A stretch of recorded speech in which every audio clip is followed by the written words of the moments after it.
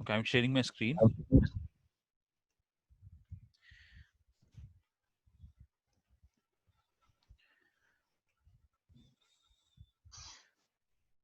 Okay, now let's take an example and try to give the default argument before positional argument. So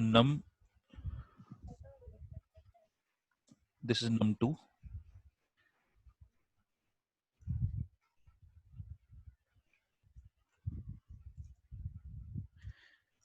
Let's see if it works. You can see non-default argument follows default argument. So this is also not accepted. You have to give default arguments after the positional argument. So any doubts on you can say any of the functions or with the concept of positional keyword or default arguments or return statement, because the next concept is little different and we are going to, and that is very, very important. If you don't focus on the next concept, then you cannot truly work on Python.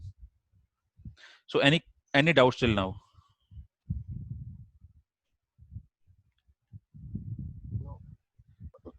No.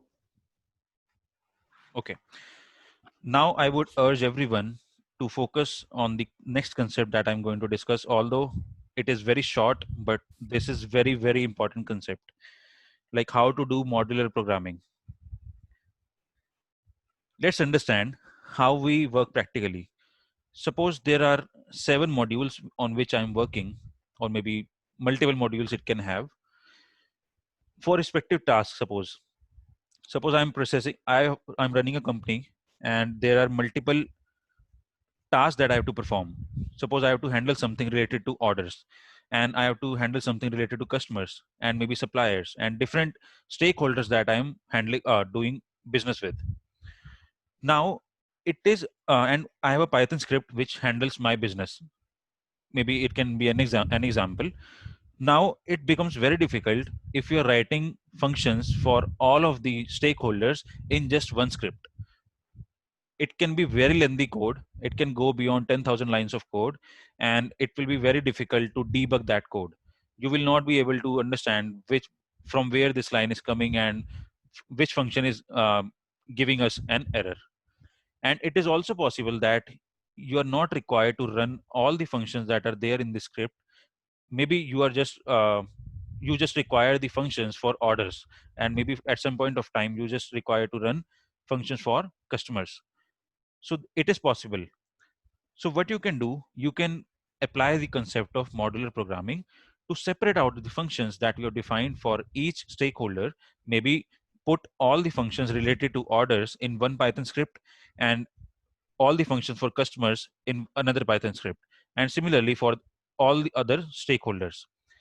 So now what we can do, if we want to call any function for orders, we will hit the Python script for orders and we will call out the function from the order script.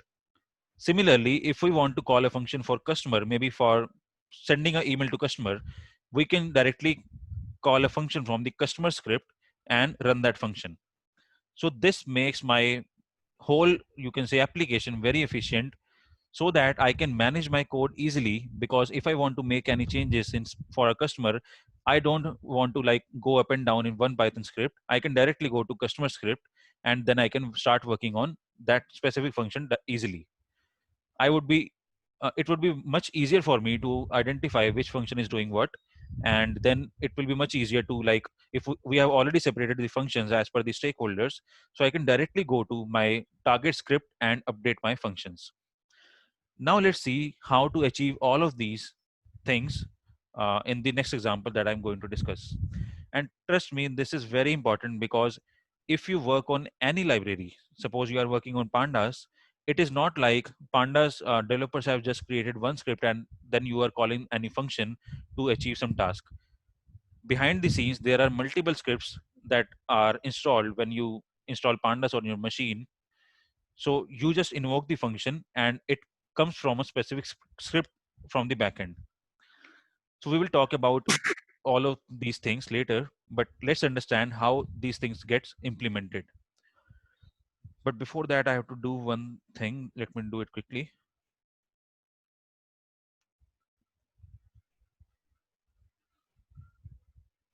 I have to copy these modules.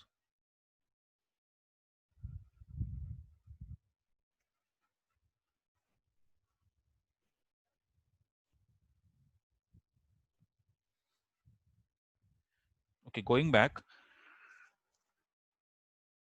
Now go to your Jupyter Notebook home. So this is my folder for session 9. And I think we are on session 10. Go to session 10. So now we have created a IPYNB file, which is a Jupyter Notebook file, which contains different functions that we have created in the previous session or maybe today. So we have a function which is bigger. We have a function for biggest, efficient, and even, odd, and currency converter. What we have done, maybe suppose I'm doing a we are doing mathematical calculations in our application. So I have placed all those functions, mathematical functions, in one Python file. Now, going back to my main script, this is my main script where I want to utilize those functions. So first of all, if you have worked on Jupyter Notebook, by default, it creates as .ipynb file. The first step is to convert this Jupyter Notebook file to .ipy file, .py file, which is the default extension for Python. So to convert this file to .py, what you can do, go to File, go to Download As, and there is the option to download it as .py. And there are some other options as well, like SkyDoc, HTML, .ipynb, which is Jupyter Notebook, and also as PDF. So right now we can use .py, and once you click on this, your code will be downloaded as .py, and that can be directly used like this. I've already downloaded and placed it here. So my code has been converted to .py from .ipynb. Let's take a look at the codes. So this is my .py file. So it has just converted those codes to some other extension, which is the default extension for Python, which is .py. So the code is same. We have all these functions: bigger, biggest, efficient, even, odd to, and currency converter. Now what happened from the main file, suppose these functions are not there. And we have created this separate file for the mathematical calculations. And now I want to use these functions. So here I'm not calling any function anywhere. You can see bigger function is not called anywhere. Similarly, biggest, efficient, even, odd to, and currency converter. The function definitions are there in one Python script, but once you want to use these functions, you can call in the main function, I mean main script, go to main script, and what you can do, you can write import test modules, which is my py file name, test underscore modules. Go to main script and write import test modules as tm, just like you do as import pandas as pd, like import numpy and as np. So what we are doing, basically we are creating modularization, and we are doing modular programming, and this is how work is done practically everywhere in Python. So I'm just trying to relate these things with your practical examples that you have already done on pandas, scikit-learn, and other libraries. So basically we have created a library by name of test modules, and we are importing it as a specific name. We can change this name to maybe tg, any name we can give. So let's keep tm, and let me run it. So there is no error. All the functions that were there in this script has been imported to my main program now. The next step is to readily use these functions to achieve some task. Now suppose I don't know what are the functions that are defined in this file. I can directly go and add a new cell. This is the case when you have a black box. You are not authorized to see the function definitions for specific module. So what you can do, suppose I have imported this test modules at tm, you can write tm dot, press tab key. Just wait. You can see kernel is busy to import something. You can see all the functions that are defined in that py file has been returned here. Suppose I want to use currency converter, I can just select and press enter, and now I can put brackets, which is like parenthesis. Now it is suppose black box for me. What I can do, if I want to know what all parameters it takes, you can do shift tab to open the help for this function. And one if we open if we click one more time shift tab, you can see that it is a function that we are trying to call, and from tm file, which we have defined it here, and this is the function that we are trying to use. And what all argument it takes, it just take one argument, which is usd. So this is how we can use the functions even if it is black box for us. Now I have to specify the value for usd. Suppose it is 40. So what it will do, it will go to that function, which is test module.py. Although that is already imported in our module, I don't have to go back. So let me show that first. If I'm using tm.currency converter, currency. So one more thing you can see, if I'm writing tm dot and then I have written curr and just pressing tab, it is auto completing. That means it has imported the functions from the other script and just run it. You can see it is a function from test modules, and the function name is currency converter, and it takes one argument, which is USD. Now let's print this another cell, which is we are giving the value for USD, and check the output, and bam, we are done. So now we can see that it has imported all the functions from other Python script, and it has printed the output. And this is known as modular programming. This is how all the libraries are built using this concept. And I think this is making sense to you. Let's take some other examples. So we have another function which is biggest efficient, and it takes 3 arguments. How we can check? Again, we can add a new cell, write tm, which is the name we have given while importing this module, then put a dot and press tab. So by pressing tab, it has listed me all the functions which are there in the test modules Python script. Maybe we can use even odd too. And to check what all arguments it takes, just press shift tab twice, and you can see that it is also taking just one argument. So let's give that, maybe we can check 3. You can see it is odd. For biggest efficient, it is saying that 100 is the biggest number. For currency converter, we have already seen the example. So this is very powerful concept, although it's very easy, but some of the people gets confused in this concept because they think that implementing this is very difficult.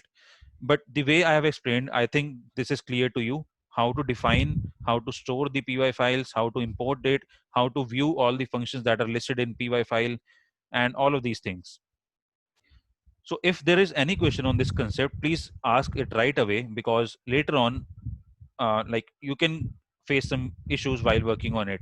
And trust me, this is the best approach that you can learn today, because if you are working on any applications or any practical development, this is the main task you have to perform while doing the development, because it's not possible to define all the functions in just one Python script. It will be very messy after like certain days. I hope it is making sense what I'm explaining. So any questions on this or any inputs you want to provide? Yeah. So I have a question, Kashish. Yeah. Here you have kept this test underscore modules .py file Mhm. in your Jupyter page, right? In my specific folder on my desktop, this folder. In that yeah, in that specific folder in your desktop, and which is the one you are referring in your Jupyter homepage. Otherwise, Right, right, okay. But generally, when we import any library like pandas or any other such thing, right, we do not place it in any of the folders. right. So how are those then coming into the, or is it available somewhere in the, I don't know how Okay, it will works. let me explain. So what happens? Let me.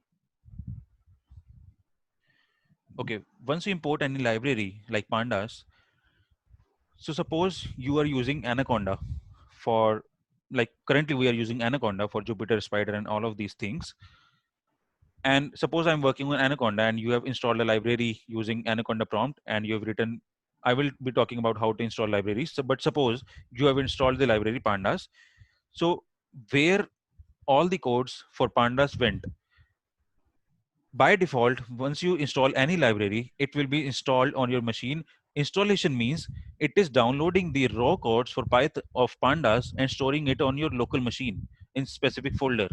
So where it is storing? It is storing under the folder where your Anaconda is installed. You can go back and check that, find out where your Anaconda is installed on your machine, and there must be a folder for scripts, and go to that folder, and there you can see all the libraries that you have installed till date, and go to that specific library, and you will see that all the Python scripts, all the raw codes that are there for pandas, for NumPy, any library that you have installed, you can see all the codes.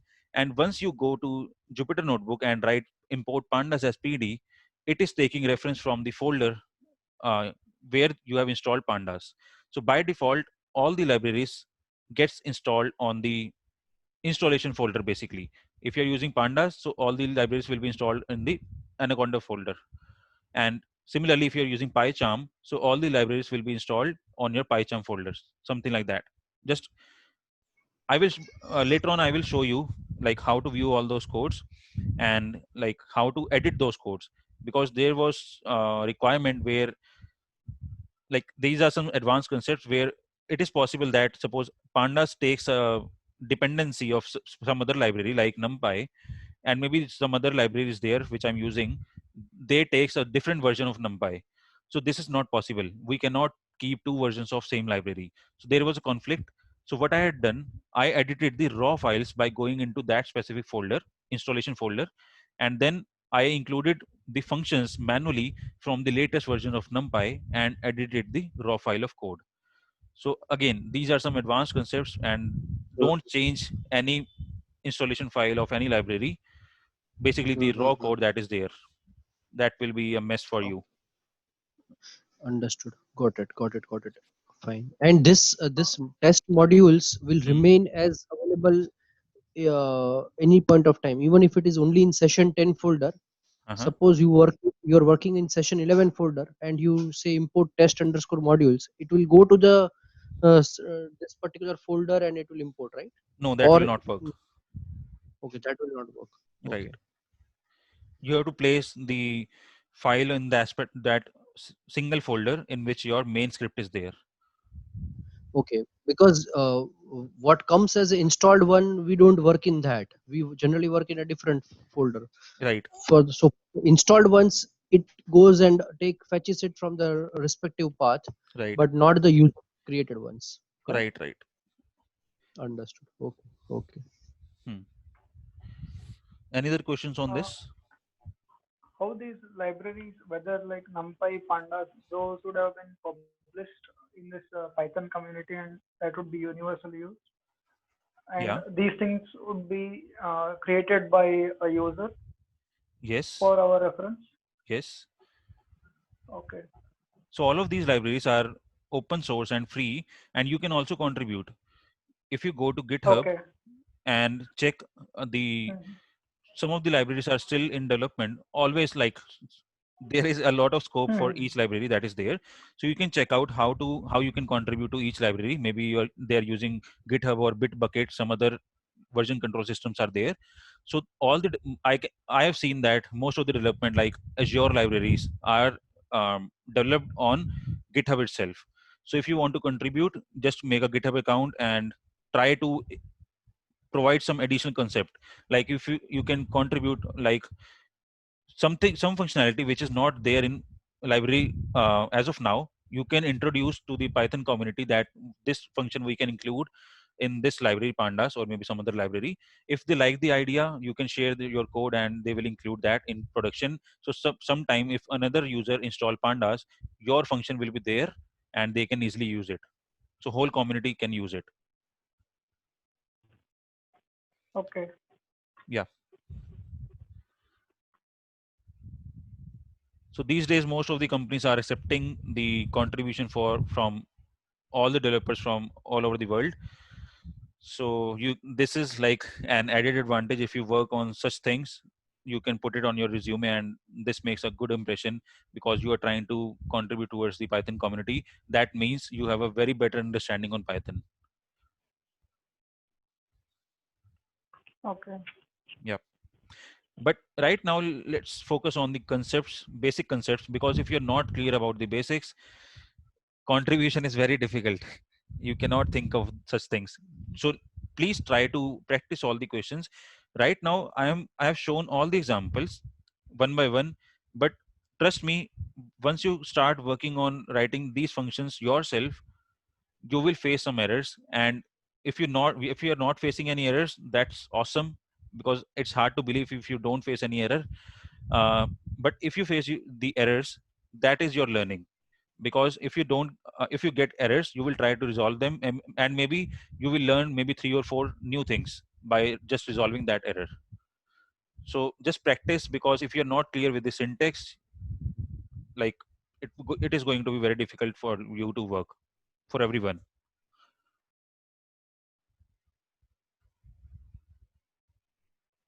Okay. Yep. Anything from anyone else? No, not from me. Okay, so that's all for today. Let's meet again next weekend, Saturday, and we'll continue our discussion on user-defined functions, because some of the concepts are still left. And then after user-defined functions, all the concepts are little advanced, so we have to get ready and keep practicing, because to grasp the advanced concepts. So thanks guys for attending this lecture. We will meet again next weekend. Thank you so Thank much. you. Thank you. Thank Bye. you so Thank much, you. Krish. Thank you. Bye. Thanks, Kashish.